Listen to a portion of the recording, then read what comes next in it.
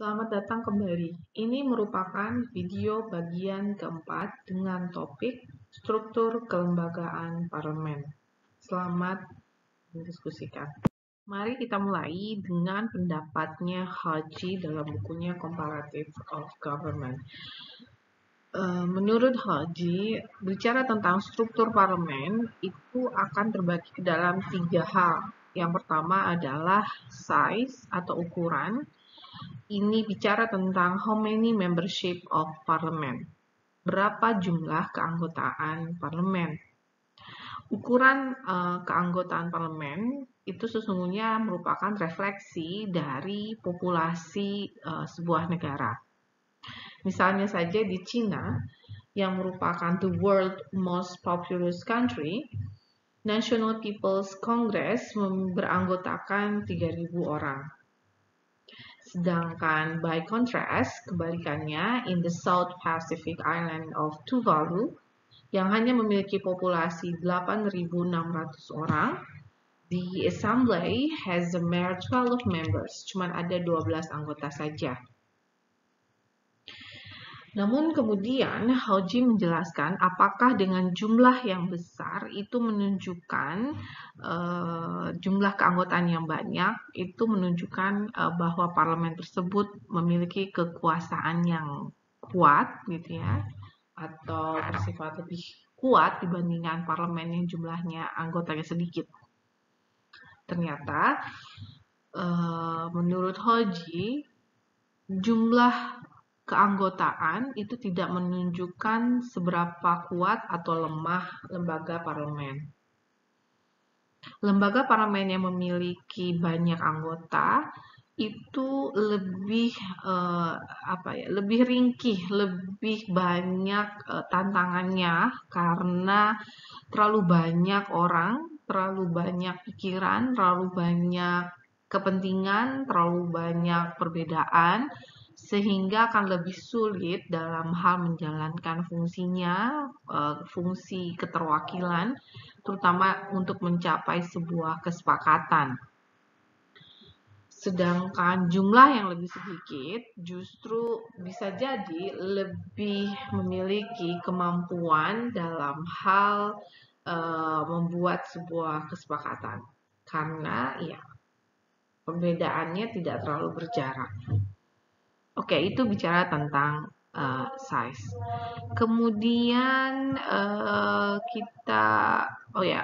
Haji juga dalam bukunya menjelaskan bahwa biasanya jumlah yang maksimum ya, di dunia ini gitu ya, bicara tentang parlemen, keanggotaan parlemen, the maximum size for an effective body itu lebih kurang di antara 500 sampai dengan 600. Oke, yang kedua adalah number of chambers. Number of chambers, berapa jumlah kamar, ya, kamar. Jadi sistem lembaga parlemen itu dikenal di dunia itu ada dua. Ada yang disebut dengan unikameral dan ada yang disebut dengan bikameral. Menurut di dalam bukunya Aaron Liebhardt, Dichotomies of Democracy, dikatakan bahwa there is a strong empirical relationship between bikameral, unikameral dengan federal dan unitary state. Jadi biasanya unikameral dan bikameral itu akan sangat berhubungan erat dengan bentuk negaranya.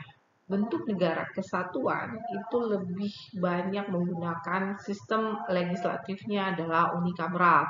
Sedangkan yang bentuk negaranya federal ataupun menggunakan sistem ajas penyelenggaraan pemerintahannya adalah desentralisasi, itu menggunakan sistem legislatifnya adalah bikameral atau dua kamar.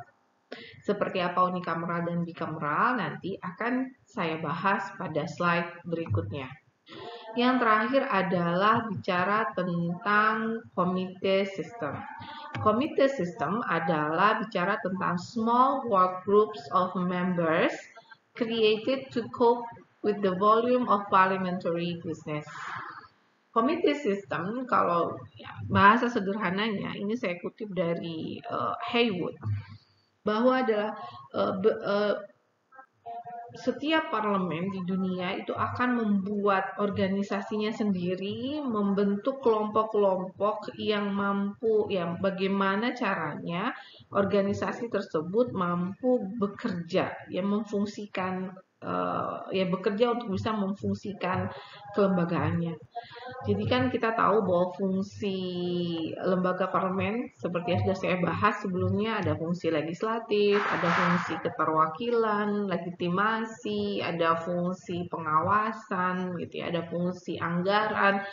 Nah, komite sistem ini adalah bagaimana kemudian parlemen sendiri mampu membentuk unit-unit di dalam tubuhnya sendiri, gitu ya, yang menyesuaikan dengan fungsinya masing-masing sesuai dengan konstitusi yang berlaku di setiap negara. Nah, seperti itu. Jadi komite sistem.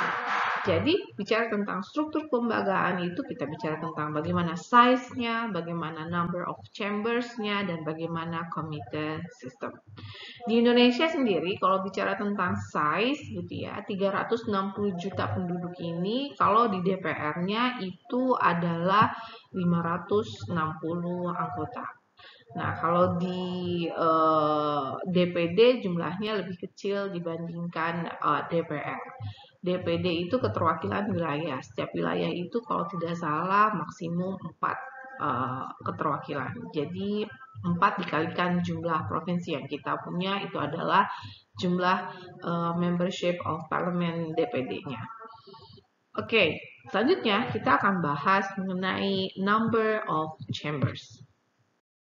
Mari kita mulai dengan membahas apa itu unikameral. Menurut Haywood, unikameral adalah the principle or practice of having an assembly composed of a single legislative chamber. Ya, boleh dengan sederhananya, unikameral adalah lembaga legislatif yang berjumlah satu kamar saja. Apa yang dimaksud dengan satu kamar? Ya, artinya memang unikameral di dalam lembaga legislatif itu hanya ada satu jenis keterwakilan, ya. Dan mengapa sebuah negara kemudian memilih untuk satu jenis kamar, atau mengapa sebuah negara kemudian memilih 2 kamar? Di dalam tulisannya, Uji mengatakan bahwa pemilihan unikameral maupun bikameral sebuah parlemen, gitu, kelembagaan parlemen itu basisnya bukanlah teknokrat, ya, bukan basis teknokrasi, gitu ya, tapi melainkan lebih kepada pemahaman atau bagaimana negara tersebut memiliki pemahaman filosofi akan demokrasinya. Negara-negara yang memang memiliki bentuk negara kesatuan atau republik itu biasanya memilih untuk parlemennya itu dengan sistem unikameral. Mengapa memilih dengan unikameral? Karena unicameral parliaments are justified by an appeal to a majoritarian reading of popular control. Jadi majority democracy. Majority democracy itu apa? Silahkan kamu baca ya nanti di bukunya Aaron Liphart. Oke. Nah, karena dia majority democracy, dia lebih one chamber itu lebih efisien, lebih mudah gitu ya. Mengapa? Karena alasan yang pertama adalah the propositions is that an assembly based on direct popular election reflect the popular will. Jadi kalau majority and demokrasi artinya bahwa kehendak rakyat itu adalah kehendak yang majority. Dan kalau sudah ada kehendak yang majority, kenapa harus ada kamar yang kedua yang nantinya bisa mengalahkan the popular will gitu. Nah, itu adalah filosofi demokrasinya. Yang kedua adalah keunggulan daripada a single chamber, bahwa keunggulan a single chamber itu adalah accountable, economical, and capable in acting with dispatch. Jadi a single chamber itu lebih mudah dalam hal mempertanggungjawabkan segala mempertanggungjawabkan fungsinya di depan publik. kemudian lebih murah ya karena hanya ada satu organisasi, satu keterwakilan gitu ya. Dan kalau selanjutnya lebih capable artinya ya memang variety-nya itu lebih minim, jarak keberagamannya lebih minim sehingga akan lebih cepat gitu ya, lebih cepat dalam mengambil sebuah keputusan. Nah,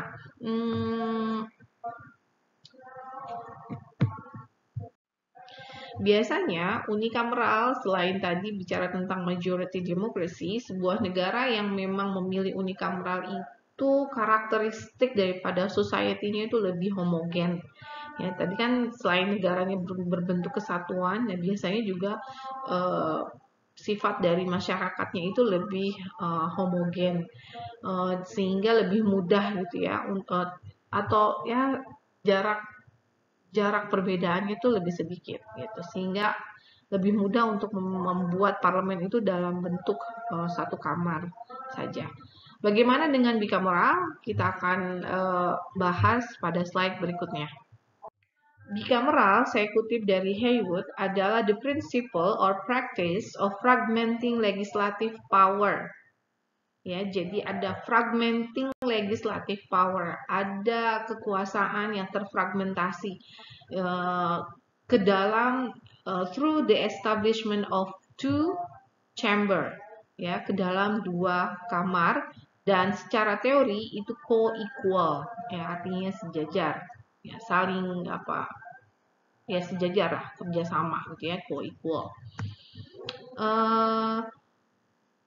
Mengapa sebuah negara kemudian memutuskan parlemennya menjadi bicameral? Nah, biasanya yang membela teori bicameral ini adalah yang menolak alasan yang disampaikan teori unicameral. Mengapa? Karena di dalam bicameralism itu sangat menekankan pada the liberal element of democracy, yaitu check and balances, di mana semua orang, ya kan, kalau bicara tentang demokrasi liberal, semua orang memiliki hak yang sama, yang sejajar, tidak mengenal adanya mayoritas ataupun minoritas, sebetulnya itu. Jadi dengan adanya bicameral, dua kamar, itu bisa memberikan kesempatan bagi kelompok-kelompok lain yang belum terwakili dari sistem keterwakilan yang ada pada satu kamar. Oke, sebelum saya bicara lebih lanjut, di dalam dua kamar biasanya dikenal dengan lower chamber atau House of Representative dan upper chamber yang disebut dengan Senate. Lower chamber dan upper chamber memiliki sistem pemilu bisa sama dan berbeda. Ya, jadi biasanya kalau one chamber disebutnya lower chamber. Unikameralis itu hanya punya lower chamber. Nah, upper chamber ini biasanya berisikan keterwakilan yang tidak mampu diisi oleh lower chamber, yang tidak mampu diwakili oleh lower chamber. Jadi memberikan kesempatan gitu ya, memberikan kesempatan to defend individual and group interests against a potentially oppressive majority in the lower house. Jadi memberikan kesempatan bagi kelompok, bagi individu yang belum terwakili dan bisa mengalami kerugian akan tirani mayoritas yang ada pada lower chamber atau lower house. Oke. Nah, selain itu juga it can offer checks and balances.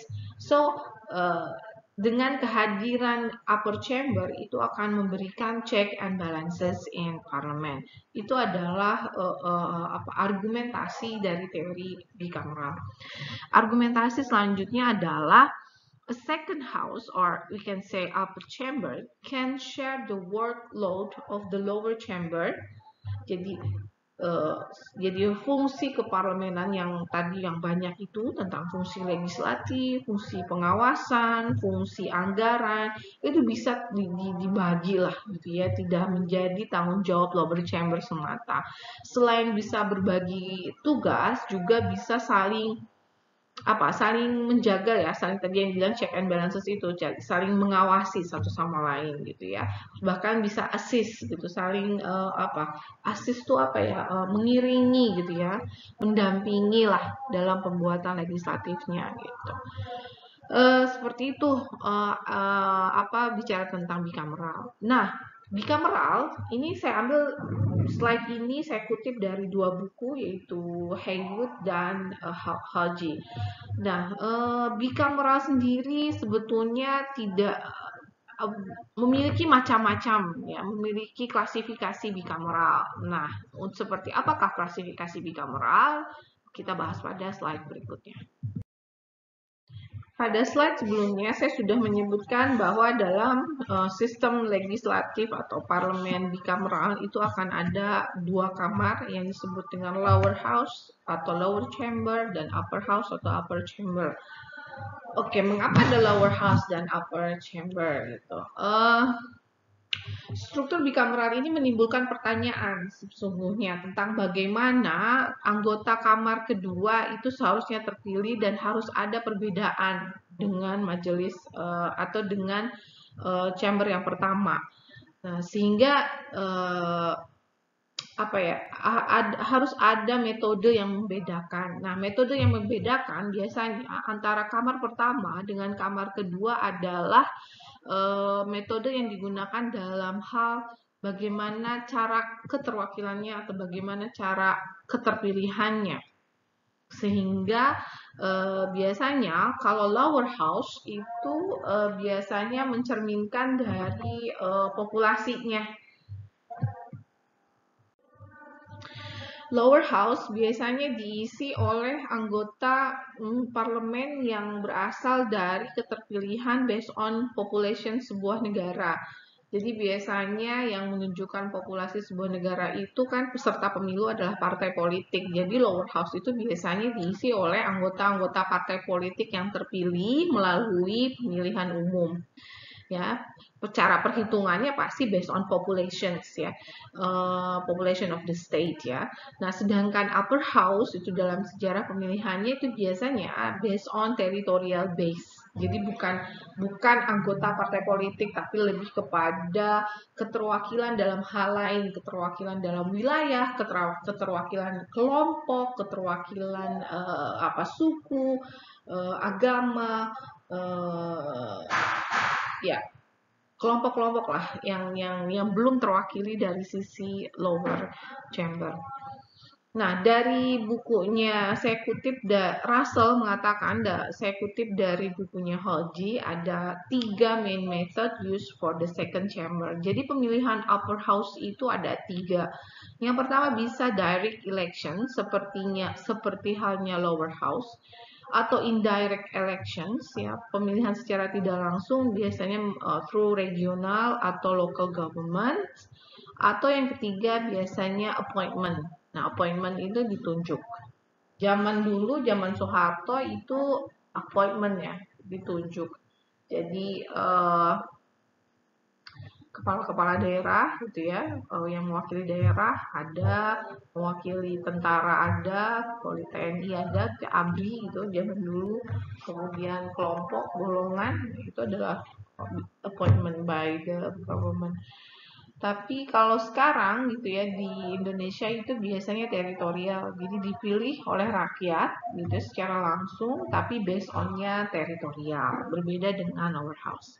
Nah, biasanya karena ada perbedaan bagaimana mekanisme keterpilihannya, maka ada perbedaan juga dalam hal size dan kekuasaan yang dimiliki oleh kamar pertama dan kedua. Bisa jadi sama-sama kuat, bisa jadi tidak sama kuat. Tapi biasanya jumlahnya, size-nya, lower house itu lebih banyak jumlah anggotanya dibandingkan upper house. Kemudian biasanya juga lower house itu lebih powerful, sedangkan upper house itu less powerful.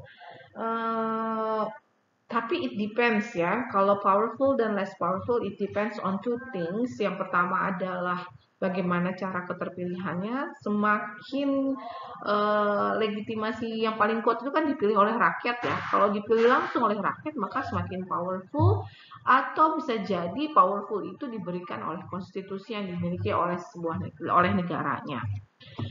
Kemudian lower house is more representative rather than upper house. Ya, itu biasanya. Tapi ya it depends di masing-masing negara. Tapi ini biasanya demikian yang terjadi di negara-negara Eropa dan biasanya di negara-negara Eropa. Kecuali di United States of America, di mana Senat itu jumlahnya lebih banyak, lebih kuat, dan lebih representatif dibandingkan dengan lower house. Oke, kalau di Indonesia lower house itu adalah DPR, sedangkan upper house-nya DPD. Ya, itu kan beda banget ya sama United States of America. DPR jauh lebih besar, DPD jauh lebih kecil, DPR jauh lebih powerful, dan DPD less powerful and less representative. Oke, nanti kita akan bahas lalu bagaimana tentang klasifikasi bicameralism. Ya karena ada perbedaan bigger, small, powerful, less powerful, more representative, or less representative, maka bicameralism oleh Aaron Liebhardt itu diklasifikasikan ke dalam dua. Kita bahas di slide berikutnya.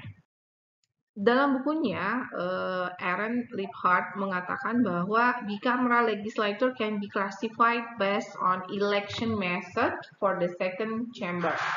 Jadi bisa dilihat klasifikasinya menjadi dua hal berbasiskan bagaimana si second chamber ini terpilih. Kalau incongruent, ya klasifikasi pertama adalah incongruent.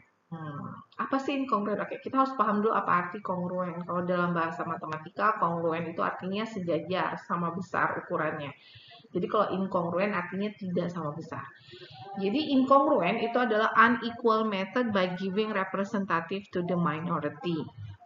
Jadi inkongruen itu adanya perbedaan metodologi pemilihan anggota majelis kamar 1 dengan majelis kamar 2.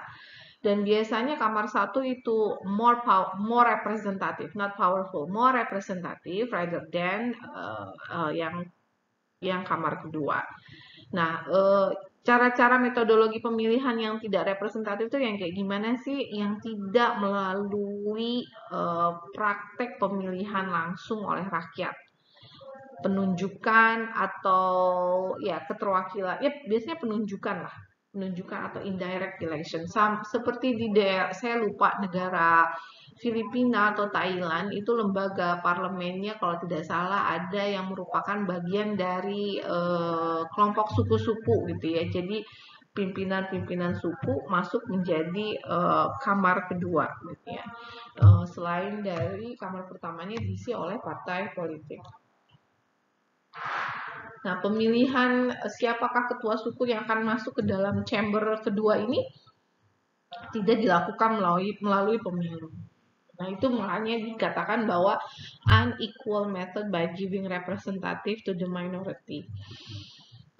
Jadi bisa kayak gini contohnya, misalnya, ternyata misalnya kita lihat minoritas, tidak ada pemenang kelompok LGBT tidak punya keterwakilan di parlemen, maka bisa saja ditunjuk gitu ya dari komunitasnya, eksklusif komunitasnya memilih siapa keterwakilannya, lalu dipilih, lalu dia akan ditugaskan di second chamber. Nah, itu adalah giving representative to the minority. Dia tidak dipilih secara langsung. Nah, sedangkan kongruen itu using equal method by free elections. DPD dan DPR itu using equal method by free elections ya, karena DPD dan DPR sama-sama dipilih oleh rakyat. Cuman basis keterpilihannya berbeda. Yang satu adalah basis partai politik, yang satu adalah basis keterwakilan wilayah gitu ya. Jadi wilayah, melekatnya wilayahnya bukan orang. Kalau di DPR orang yang diwakili, tapi kalau di DPD adalah wilayah. Jadi ada incongruent, ada congruent, basis on election method for the second chamber. Bicameral legislature juga can be classified as either symmetrical chamber atau asymmetrical chambers. Oke, ini juga saya kutip dari Aaron Liebhardt. Symmetrical chambers are those with equal or only moderately unequal constitutional powers and democratic legitimacy, sedangkan asymmetrical chambers are highly unequal in this respect. Jadi kalau symmetrical chambers itu semuanya sejajar, baik itu keterwakilannya, kadar kualitas keterwakilannya, ya paling hanya beda tipis gitu ya, dan bagaimana pembagian kekuasaan secara konstitusi. Maksudnya bagaimana konstitusi itu memberikan kekuasaan baik kepada kamar yang pertama maupun kamar yang kedua itu sama-sama sejajar, sama-sama memiliki kekuasaan yang sejajar, tidak ada yang lebih tinggi atau lebih rendah dari yang lainnya. Nah, sedangkan asimetrikal adalah kebalikannya. Artinya di dalam kamar 1 dan kamar 2 itu ada unequal. Jadi bisa jadi kamar pertama lebih kuat atau kamar yang kedua yang lebih kuat gitu ya. Bisa jadi lower house-nya yang lebih kuat atau upper house-nya yang lebih kuat gitu. It depends on, bisa ada dua, depends yang pertama bagaimana konstitusi di negara itu mengatur, dan yang kedua bagaimana sistem keterpilihannya. Bisa jadi sistem keterpilihannya sama-sama representatif, tapi konstitusinya kemudian lebih memberikan kekuasaan yang lebih powerful kepada upper chamber ya, meskipun mereka tidak dipilih secara langsung misalkan gitu. Jadi ini symmetric dan asymmetric chambers. Tolong dibaca ya, baca bukunya nggak usah semuanya, tapi baca bukunya itu pada bab yang bicara tentang legislatif ya, bukunya Haji, bukunya Kenneth, bukunya Andrew Haywood, bukunya Aaron Liebhardt gitu ya. Please baca pada bab yang menjelaskan tentang parlemen. Karena tadi kita sudah bahas bahwa ada klasifikasi kongruen, inkongruen, dan simetris dan asimetris, maka bicameralism oleh Aaron Liebhardt itu dibagi lagi ke dalam 1, 2, 3, 4, 5. Ya, variety of bicameralism based on seberapa besar kekuatan bicameralnya. Ya, bagi Aaron, strong bicameralism itu ketika karakteristik simetrik bertemu dengan incongruent chambers. Ada lagi medium strength bicameralism, itu ketika simetrik bertemu dengan congruent chambers.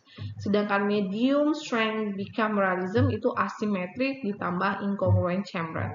Sedangkan ada juga between medium strength and weak bicameralism, dan yang terakhir adalah weak bicameralism di mana asimetrik bertemu dengan congruent chambers. Oke, lebih jelasnya kamu harus baca bukunya Aaron Liebhardt di part bagian tentang bicameralism. Dan di situ akan ada contoh-contoh negara-negara yang strong bicameralism dan seterusnya. Strong bicameralism contohnya yang paling yang bisa kalian lihat ada pada United States of America. So, setelah membahas tentang apa itu unikameral dan mengapa menjadi unikameral, lalu apa itu bikameral dan mengapa memilih untuk menjadi bikameral, maka muncul pertanyaan yang saya kutip dari Haywood di bukunya pada halaman 320 menyatakan, are bicameral better than unicameral? Nah, jawabannya bisa yes, bisa no.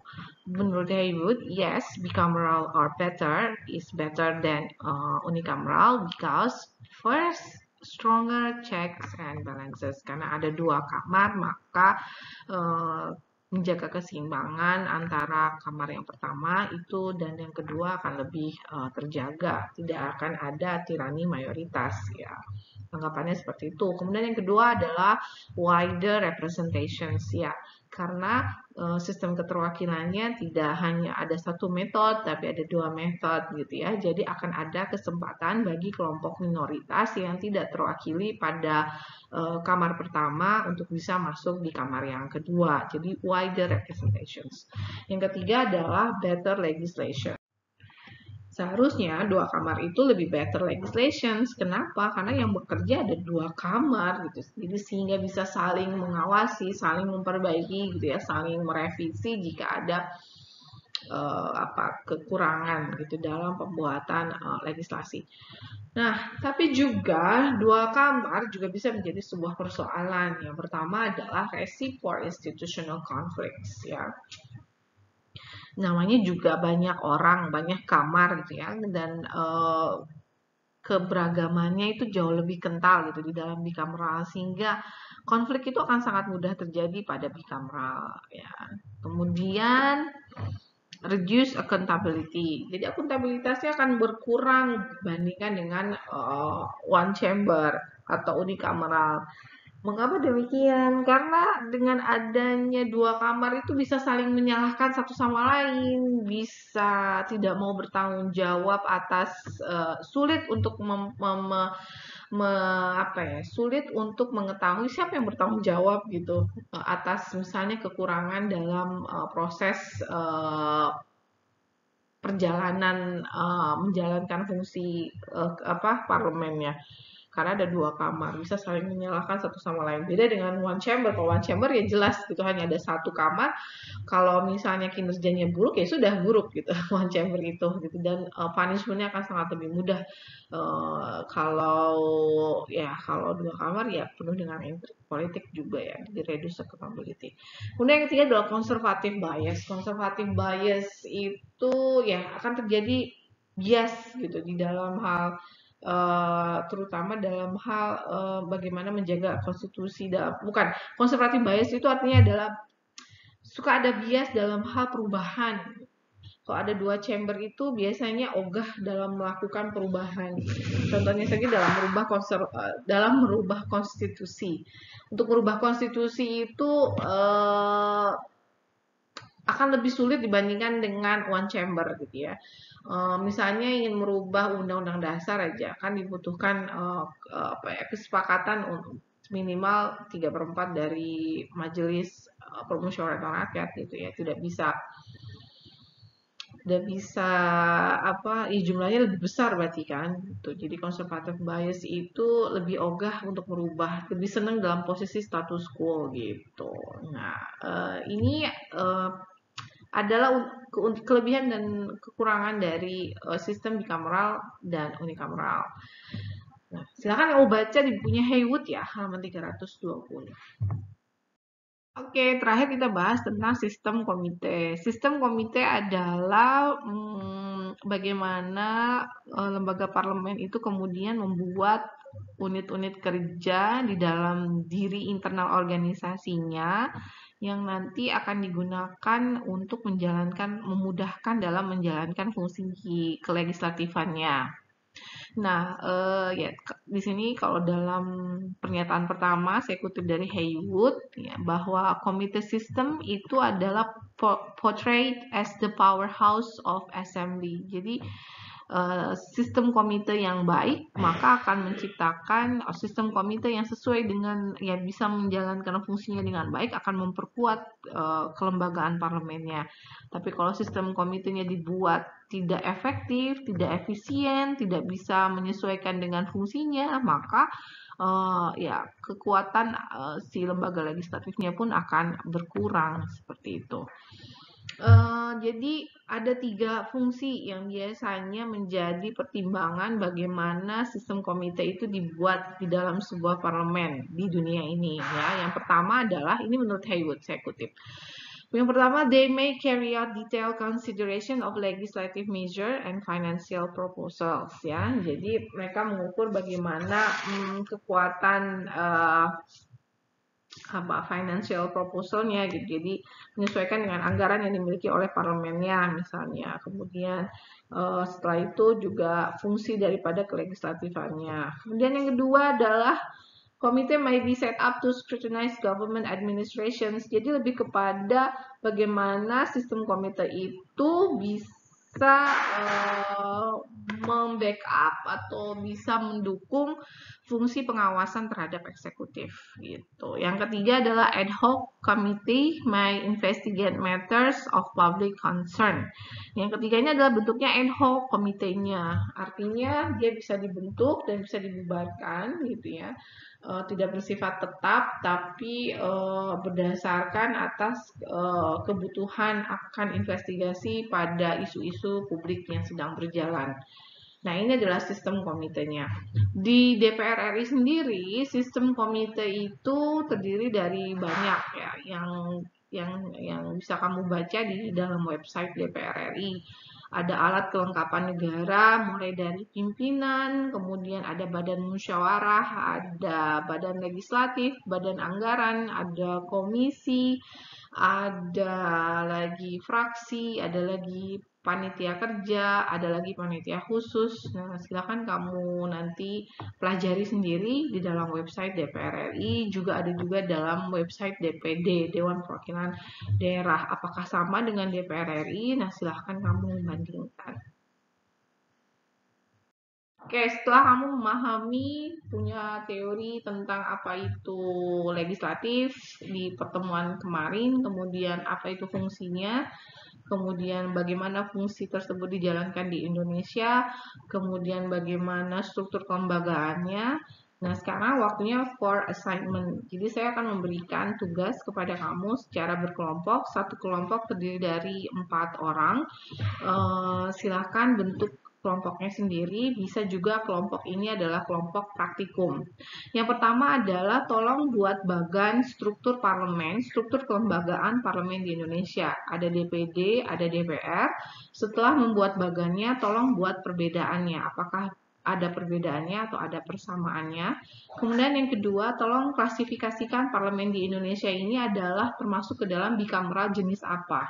Apakah simetris atau asimetris, kemudian apakah dia masuk kepada strong bicameralism atau weak bicameralism, dan tolong dijelaskan dengan data dan teori yang sudah kamu miliki dalam 2 pertemuan kita ini.